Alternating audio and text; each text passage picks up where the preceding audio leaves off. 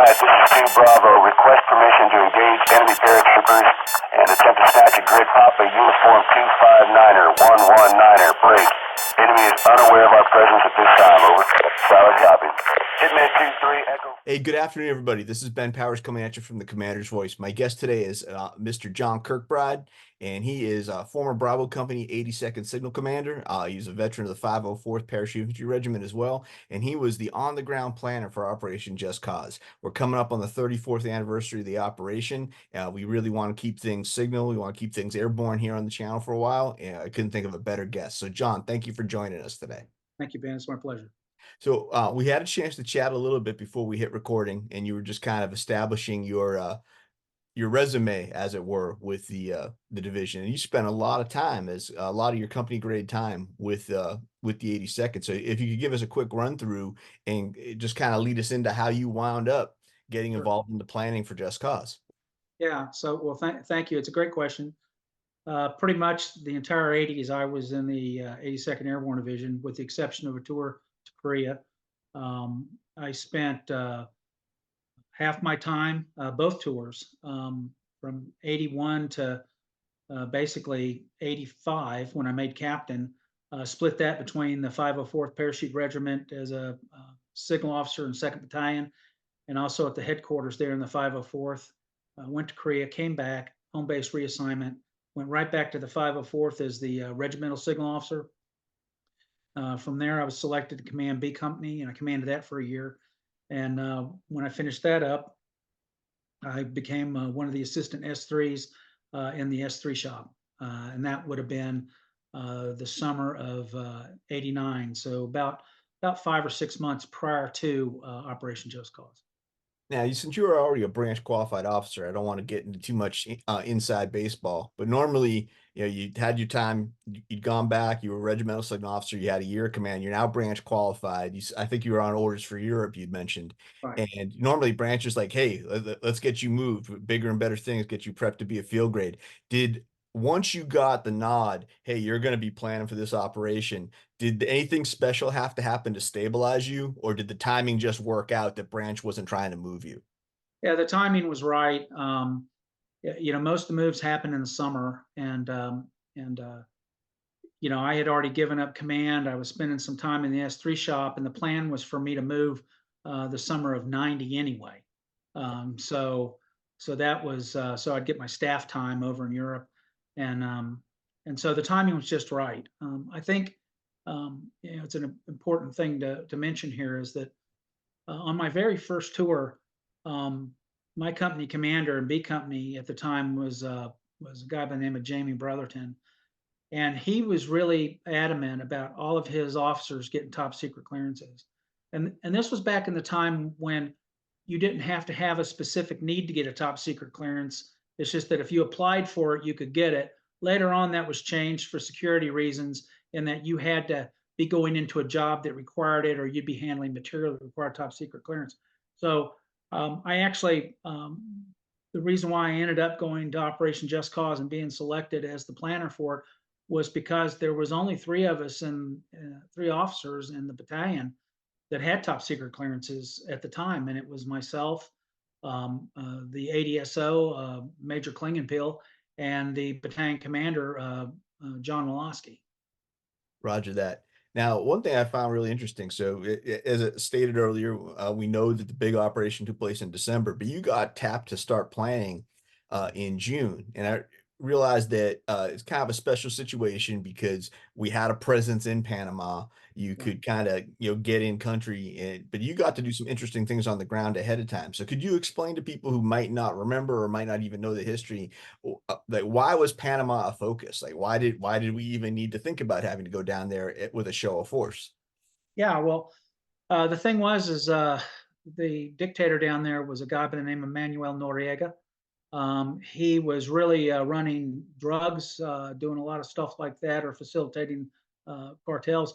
But the thing was that the Panamanian Defense Force was starting to harass American citizens down there. There was one Navy lieutenant, I believe, who was downtown Panama City with his family. Somehow ended up getting in an altercation with some Panamanian Defense Forces. and they beat him to a pulp, and that became a big deal. And that was really kind of the straw that broke the camel's back. I don't remember when that exactly happened to him, but that happened around the time the Secretary of Defense had decided, hey, we're going to go down there and forcibly remove this guy. So with your initial involvement, was the plan, you just said, yeah, SecDef made the determination, probably made a recommendation to Commander in Chief, and they hit the red button. But were they looking for a trigger like that, or were you guys planning against, hey, we have a certain D-Day in mind, and or was this always just going to be a contingency if things kicked off? It was a contingency, but it was one of those contingencies that had a higher probability of happening than not. Sometimes we work on contingency plans, and you go, okay, so we're going to do all the legwork on this, but we know chances are this isn't going to happen anytime soon. That was not the feeling with Panama when I got involved in it many months in advance. The feeling was it was going to happen. It was really just a matter of when. And so, that really kind of amped up what we were doing down there. Understood. So once you got involved in the planning, you got to spend some time down there on the ground. What was that like? What were you? Well, look, it was really, it was a very interesting situation. They ended up putting me with a couple of signal officers who did not know why I was down there. The United States had moved a lot of the families out of base housing because tensions were so high down in Panama. So they were actually boarding officers and senior NCOs in on base housing, and there at Fort Clayton. And so I was staying in a 3-bedroom house with 2 other signal officers from the signal battalion down there, which I can't remember the exact designation. I want to say it was 51st, but I could be wrong on that. But they didn't know why I was down there, and I had to make up stories. I don't want to say lies, but I really had to make up reasons, as a cover to explain why I was down there, right? And so, sometimes I'd be in civilian clothes, sometimes I'd be in my BDUs. There were no 82nd Airborne Division patches on my uniform. I had removed my master wings and my air assault wings. I just looked like, Joe Blow, the signal officer down there. And one of the things I was asked to do was to go over to the Albrook Air Force Base and set up the officers club, because that was in the plan. That was going to be where the division headquarters would be at some point.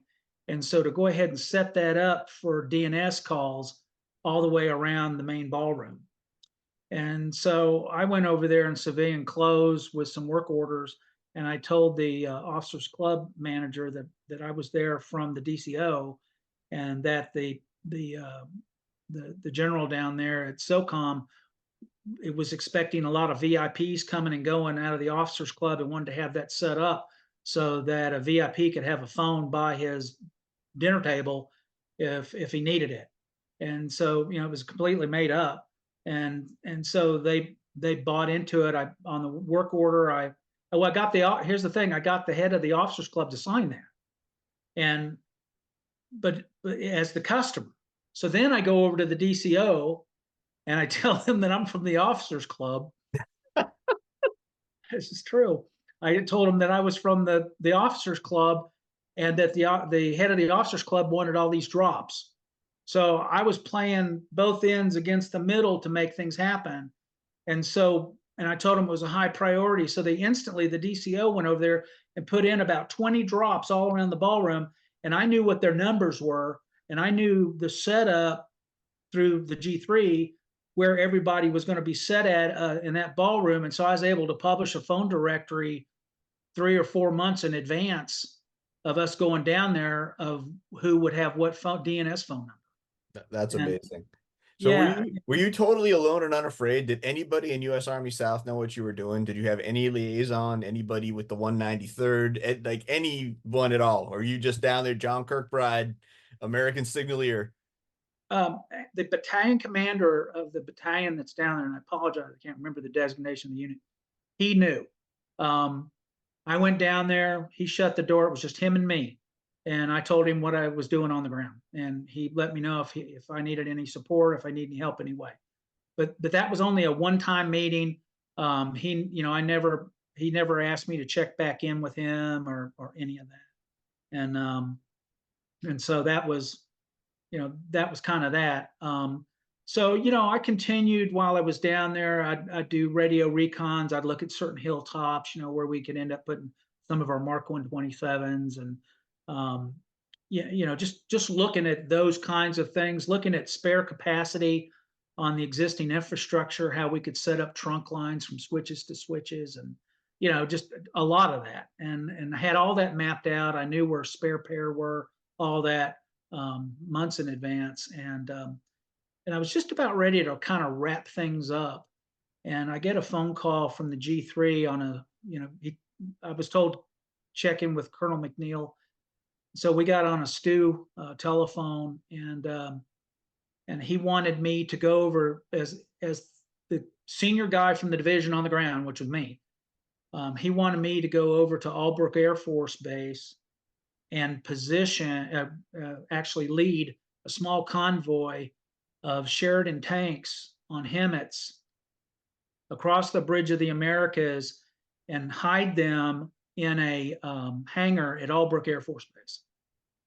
And so I was like, yeah, okay, that's fine. So I had to bring a couple more people into this. So I ended up reading on the battalion commander of the engineer unit down there and his XO on us moving those tanks in, and got a couple of HEMTs, and then they got some GP mediums. And we went out to Howard Air Force Base in the middle of the night, picked up those two Sheridans and their crews, and covered those tanks up with GP mediums, and then took them across the Bridge of the Americas and hid them at Albrook Air Force Base. A little kind of a lost story on that is that when I was going there to Howard Air Force Base, which is on the other side from where I was at, to pick those up with the HEMTs, and I was in a Humvee and I had two HEMTs behind me. There was a checkpoint and they stopped us, the PDF did, and pointed their AKs or M16s, whatever they had at us, and gave us some shit, and we kept moving. Of course, we had no weapons, didn't have crap, and went over there, got to Howard, and then started coming back, and then it dawned on me, and I hadn't really thought about it. What if these guys stop us again and want to know what we've got underneath those tarps? And how would that be perceived from, like, if it was a national incident? Here the United States is bringing in tanks and positioning them, or why are they bringing in tanks into Panama? That kind of stuff. And I'm trying to think up, well, what story am I going to tell these guys? And I remember telling the guy who was driving, I said, look, we've got these tanks back here, and if these guys stop us, or they look like they're going to stop us, we're not going to stop. Roger. We're going to keep rolling, because we were unarmed, and I had a mission to get those tanks to the other side, and that's what I was going to do.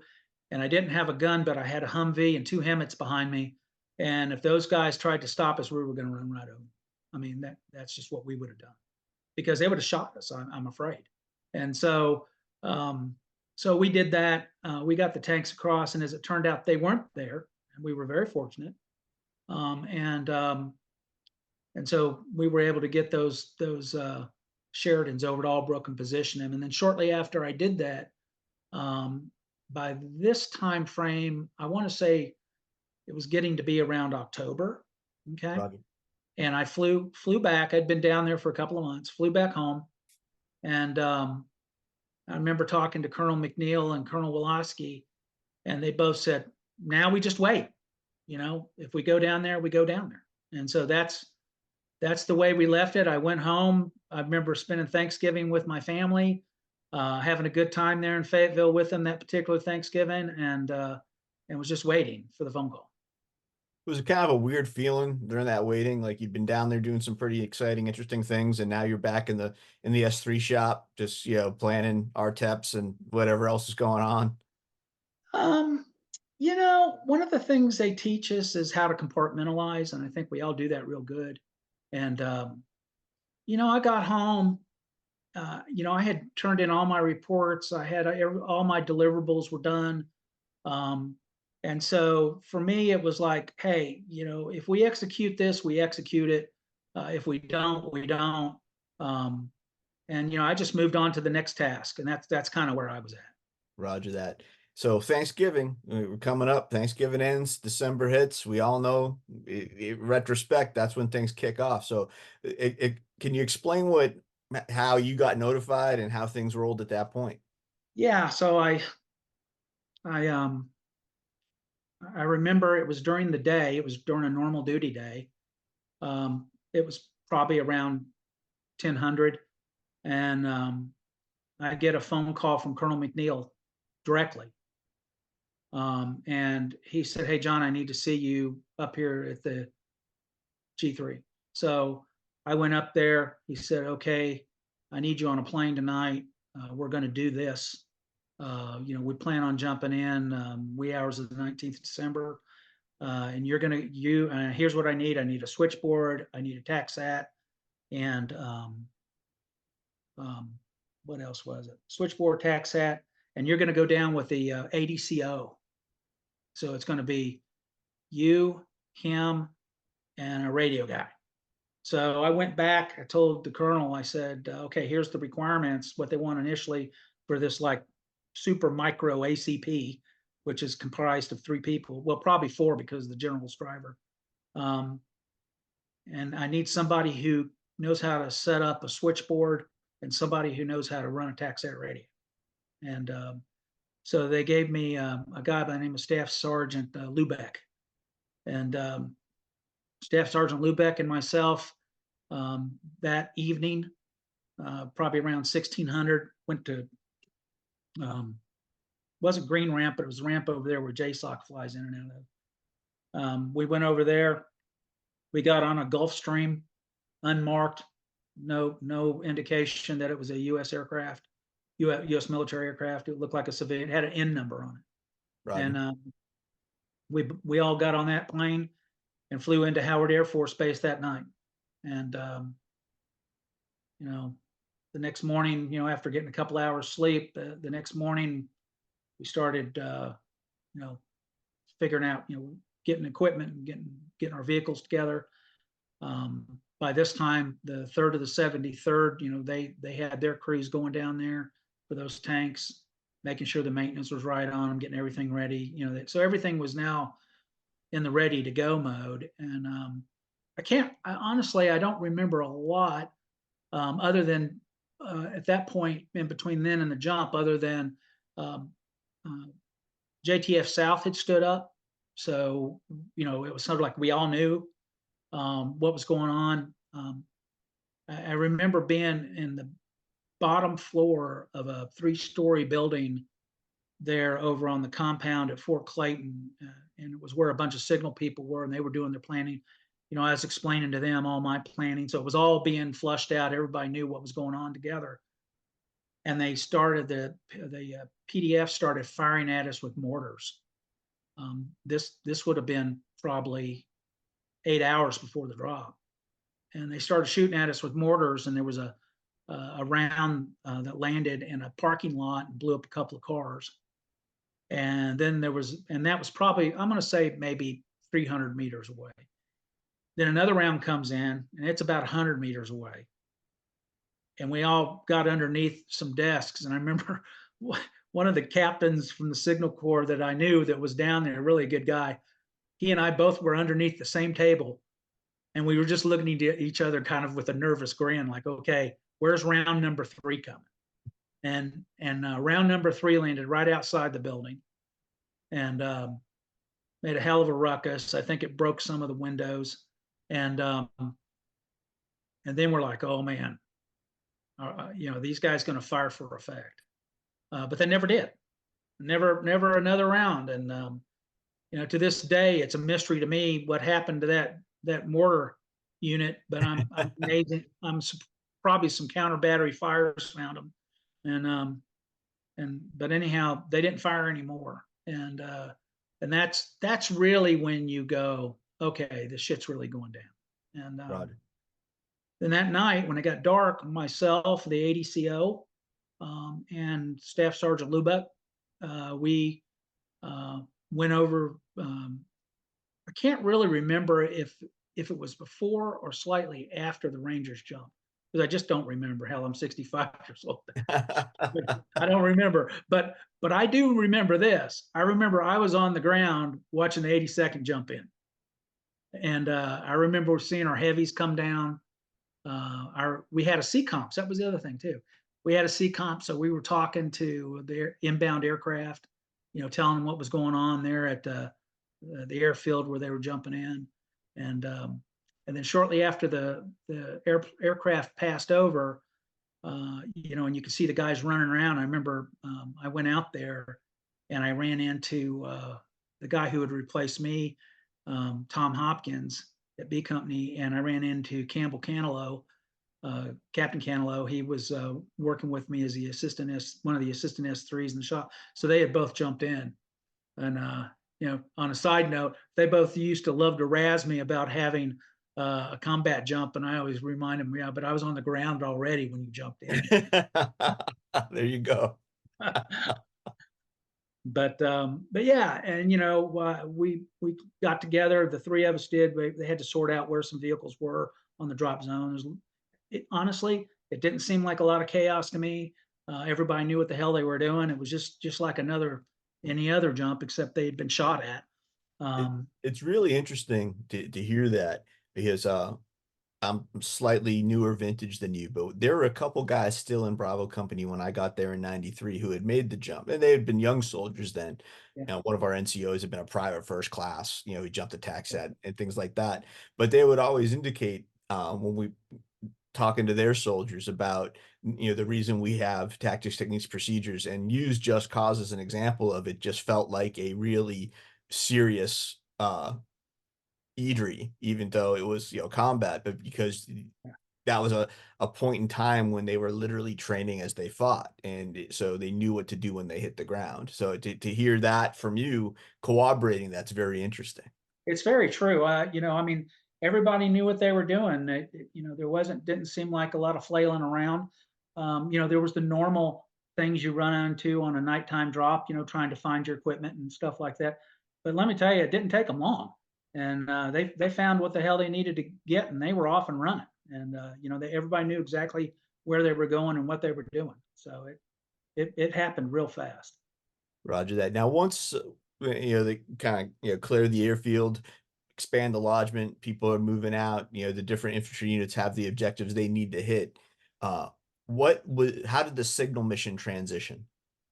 Well, again, that's kind of a good question, because at that point, then they had myself and Staff Sergeant Lubeck, as well as a couple of others whose names I absolutely forget. They wanted us to go over and link up with the Rangers, who had secured the former Panamanian Defense headquarters. There had been a lot of firefighting going on over there.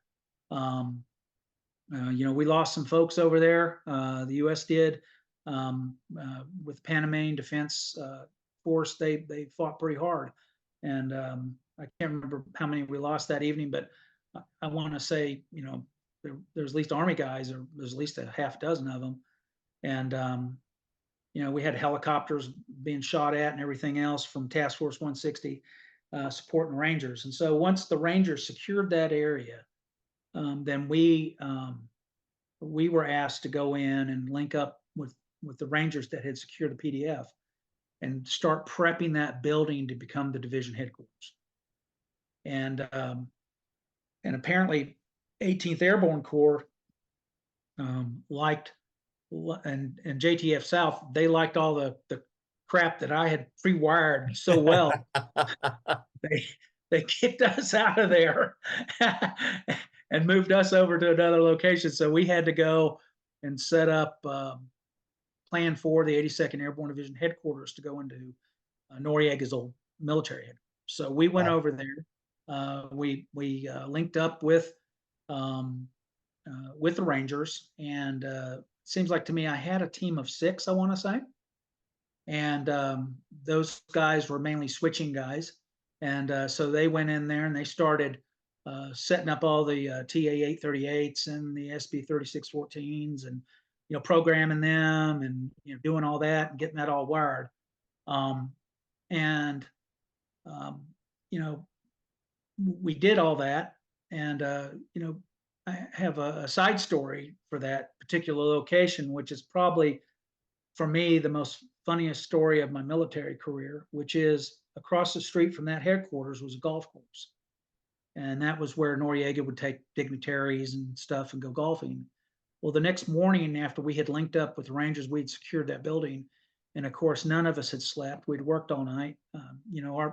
Our fun meters were pegged, and so we were there, and here comes this helicopter, blacked out helicopter, no markings on it. It was a Black Hawk, and it lands on that golf course, and a bunch of civilians get out of it, and this guy, I'll never forget it. He was wearing a yellow Izod shirt and Dockers, and he comes up to me and he sees my name tape and he says, "Captain Kirkbride, I need you to take me to Noriega's office." And I looked at him just like I'm looking at you, and I said, "And who in the are you?" And he stuck out his hand and he said, "Dick Cheney, Secretary of Defense."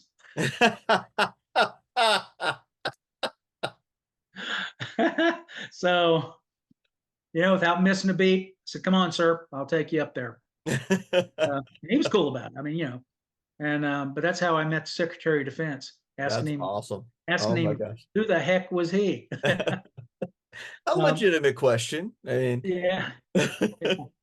So, but the thing, and I'm not big into telling war stories, but we are talking about this, and it does bring it back home. When the Rangers went in there and took that compound, if you will, there was like a gymnasium. It had showers and all, and it was hot down there in December, and we're soldiers, so we're like, we had a chance that night to go take a shower. We did.